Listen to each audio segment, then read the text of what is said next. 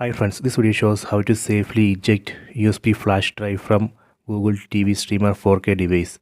Here I am using this multi-port USB hub. This hub I have connected to this Google TV Streamer 4K device using this Type-C cable, and here you can see the power cable that is connected to this hub in PD in port, and here you can see the USB flash drive.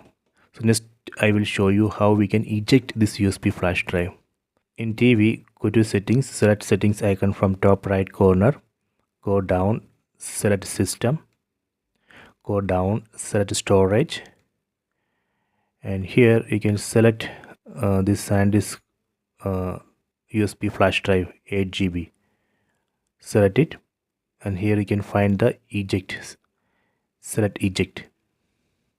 Now it's ejecting Sandisk USB drive. Done. See. So this way we can safely eject USB flash drive from Google TV Streamer 4K. Please try this. I hope you have enjoyed this video. Please subscribe this channel. Please like and share the video.